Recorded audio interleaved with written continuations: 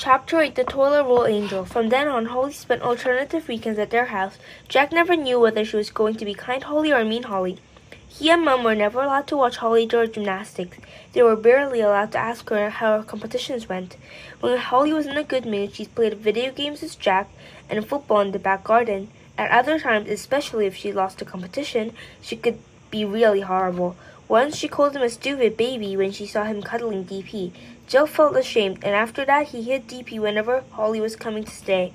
Brandon told Jack that Holly was having to work twice as hard to win the competitions because a new girl had moved into their area who was nearly as good as Holly. Jack tried his best not to annoy Holly when she came to spend the weekends, but it was hard to know what would set her off. When Jack had a cold, she shouted at him for sniffling during her favorite TV program. When Brandon told her off, Holly stormed out of the room, slamming the door behind her. Brandon ran after her. After sitting on his own for a bit, Jack decided to go upstairs to his bedroom. He curled up on his bed with DP, who silently agreed that it wasn't Jack's fault he sniffled, and that Holly had been horrible. It was nearly Christmas. School broke up. Jack was excited because he'd asked for a new bike, and so had his best friend Rory. There was a good paved bit of play park near Rory's house, and he and Jack were planning to race their new bikes there. When Mum took out the box of Christmas decorations that year, she showed Brandon the angel that had always sat on the top of their family tree. Jack had made it when he was in nursery school. The angel's body was a toilet roll. Its wings were made out of card with glitter glued on, and it had a beard made of brown wool. Angels don't have beards, said Holly scornfully when she saw Jack's creation on top of the tree. Mum and Brandon were in the kitchen when Holly said this. Why would anyone put up an old toilet roll on a Christmas tree? My mom wouldn't put up stuff I'd made when I was baby. She'd know I'd be embarrassed. Jack suddenly remembered how Dad always used to say, and now for the finishing touch, and lift Jack up so he could put the toilet roll angel on the tree, last of all. For a moment, Jack wanted his dad to come home so badly it gave him a pain in his chest. This was the last time Jack was going to see Holly before Christmas, because Holly's mom was taking her away to visit her relatives abroad.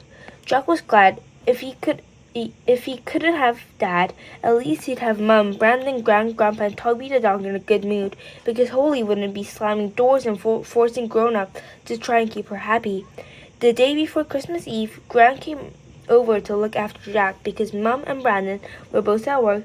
It had started to snow. Flakes drifted past the window while Jack watched a Christmas movie with DP on his lap.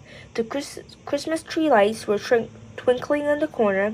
Toby the dog was asleep on the floor, and Jack felt relaxed and happy. He didn't notice that the taxi rolling up outside the house. The doorbell rang. Toby the dog jumped and started barking. Jack heard Gran open the front door, then her exclamation of surprise. Holly, what are you doing here? Jack looked around in time to see Holly dragging a suitcase into the hall. She looked furious and her cheeks were tear-stained. I thought you'd be on the plane by now, said Gran. I'm not going, said Holly. I want to see Dad. But he's at work, dear, said Gran. Bewildered. Where's your mum? Gran peered out the snowy front garden, but there was nobody there. Holly had come to their house alone. I'm not going with her, shouted Holly, and she stomped towards the stairs, dragging her heavy suitcase with her, and refused to answer any more of Grandma's questions. Gran phoned Brandon, who left work early, and then Holly's mum arrived. Her name was Natalia. Jack had never met her before.